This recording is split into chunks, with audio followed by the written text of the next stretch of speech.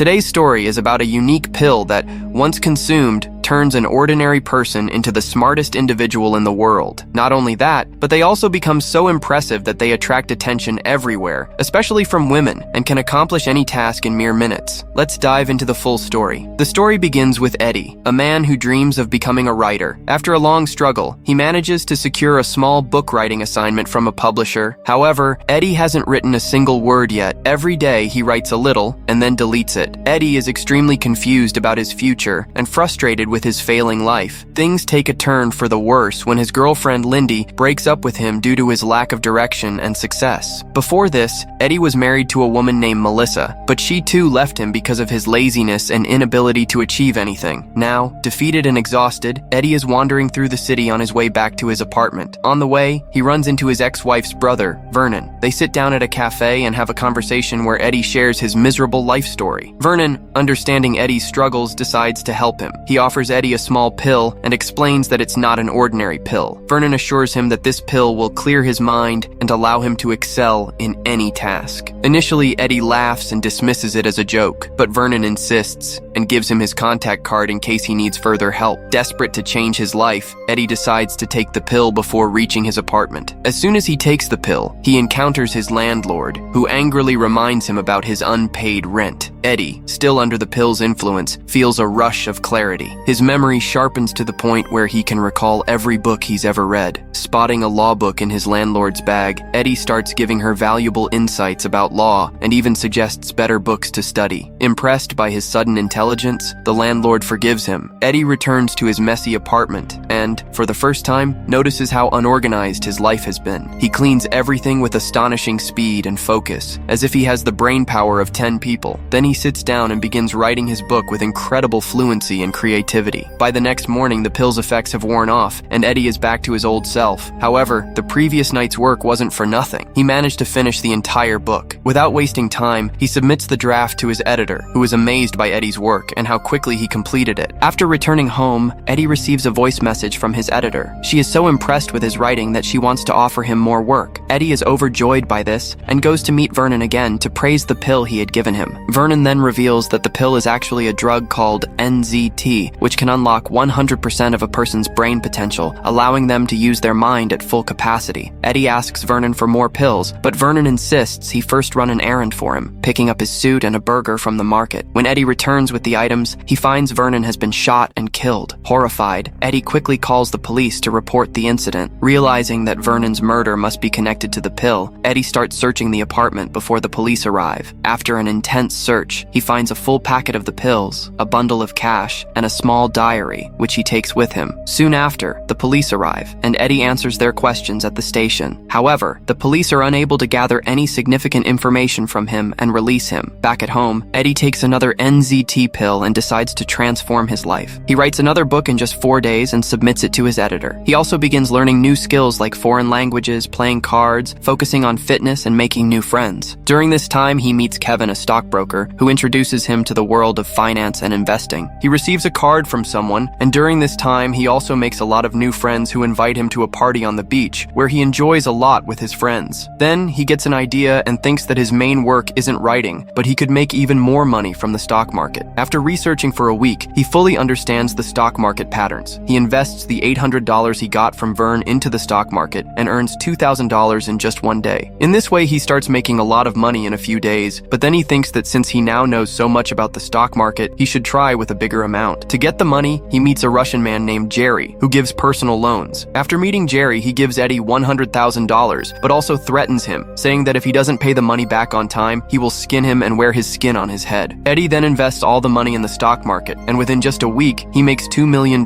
with his sharp mind. Suddenly, with all this money, he becomes very famous in the stock market, and people start talking about him everywhere. Reporters and stockbrokers start following him, and his name appears in newspapers. One day, when Eddie meets his ex-girlfriend Lindy, she is impressed by his changed persona, and they begin a new relationship, spending a lot of beautiful time together. One day, while Eddie is with Lindy, he notices a man following them, but he ignores it and takes Lindy away. The next day, we see that the stockbroker Kevin introduces Eddie to Carl, a famous businessman. After talking with Eddie and hearing his numerous ideas related to the stock market and business, Carl is greatly impressed. He offers to give Eddie a ride home in his car and hands him some files. When Eddie Eddie looks at the files, he points out many of the company's defaults and offers solutions to solve the problems. Carl is impressed by Eddie's intelligence and invites him to meet again the next day. Later, Eddie gets off the car and starts walking, but during this walk, he starts feeling something strange. This is actually a side effect of the NGT pill, which makes him lose focus. He ends up in several places at once, like a club, a party, and then he sees himself romancing with a girl. Suddenly, he finds himself at a station where some thugs attack him. Eddie doesn't know how to fight, but then he remembers the fighting scenes of Jackie Chan he had seen on TV, and he starts copying that style, defeating all the thugs. Finally, he finds himself on a highway bridge, and after 18 hours, he still doesn't understand what is happening to him. The next scene shows Eddie waking up from sleep. Eddie starts checking the files Carl had given him, but this time, he decides not to take the pills. He doesn't want to experience what happened to him in the past 18 hours again. However, without the pills, he can't make sense of anything. That day, Eddie was supposed to meet Carl, but he still decides to meet him without taking the pills. Since he hasn't taken the pills, his mind functions like a regular Eddie, and he can't understand anything Carl is talking about. While at Carl's place, Eddie sees the news about a girl found dead in a hotel room, the same girl Eddie was with the previous day. Bits and pieces of memory start coming back to him, and he begins to suspect that he might have been the one who killed her. Feeling uneasy, Eddie excuses himself, apologizes to Carl, and runs outside to throw up. He goes back home, and his health starts deteriorating due to the absence of the pills. However, he is determined to learn everything about the pills before taking them again. To investigate, Eddie contacts the numbers listed in the diary given by Vernon, the person who supplied him with the pills. He discovers that most of the people who had been using this drug are now dead. Finally, he calls the last number, but it connects to a man sitting nearby who turns out to be the same person who had been following him. Realizing the danger, Eddie manages to escape and ends up at a cafe where he meets his ex-wife Melissa. Melissa reveals that she used to take the NZT pills too, but she stopped due to their severe side effects. She tells Eddie that after quitting the drug, her face aged drastically, making her look like an old woman. She warns Eddie about the terrible effects of the pills and advises him to gradually reduce the dosage to quit them. Later, Eddie runs into the Russian man, Jerry, who had loaned him $100,000. Jerry attacks Eddie, demanding his money back. During the fight, Jerry notices the pill in Eddie's hand and forcefully takes it. After consuming the pill, Jerry starts feeling great, and Eddie manages to withdraw money from the bank and pay him back. Jerry then leaves, but Eddie's condition worsens, and he becomes desperate for the NZT pills. Eddie goes to his girlfriend Lindy's office and collapses there. Seeing him in such a state, Lindy asks what's wrong. Eddie tells her everything about the drug and asks her to bring the pills from his home. Lindy goes to fetch them, but on her way back, she is followed by the same man who had been chasing Eddie. She runs and hides behind a large rock and calls Eddie to tell him what's happening. Eddie instructs her to take one of the pills for her safety. She hesitates, but ultimately takes a pill, following Eddie's advice. After that, Lindy starts thinking very fast and manages to trick the man, escaping successfully. She then returns to Eddie, gives him a pill, and helps him recover. The next day, Lindy tells Eddie that he should quit using these drugs. She says she only took it once and won't take it again in the future, urging Eddie to stop too. However, Eddie tells her that he can't quit yet, as he has some unfinished business, and asks her for some time to gradually stop using the drug. Lindy agrees. Eddie then takes the pill again and uses his enhanced mind to study the drug. He realizes that if he reduces the dose, avoids alcohol, and eats properly, the side effects of the drug will be minimal. Following this plan, he begins taking the drug cautiously. With his supercharged brain due to NZT, Eddie makes some significant decisions for his future. First, he buys a coat with a secret pocket to safely store his pills. Then, he meets a chemist and gives him an NZT pill, asking him to create a copy of the pill without side effects within 6 months. Eddie pays the chemist a substantial amount for this work. After that, Eddie starts working with Carl, the businessman, and helps take Carl's business to the top. Simultaneously, he invests Carl's and other major businessmen's money in the stock market, making huge profits and eventually becoming a stockbroker himself. Over time, Eddie becomes a millionaire. However, one day, a police officer arrests Eddie because they have footage of him with the girl who died in a hotel. Eddie calls his lawyer, who, after understanding the situation, manages to get Eddie released. Later, when Eddie checks the secret pockets of his coat for pills, he finds them missing. He realizes that the coat, which was brought to him at the police station by his lawyer, must have been tampered with, and the lawyer stole the pills. Meanwhile, Jerry is still after Eddie for more pills. Eddie gives Jerry a few pills to get rid of him temporarily. On the other hand, Carl's company is merging with another large company owned by Hank. This merger is set to significantly increase the stock prices, and Eddie stands to earn $40 million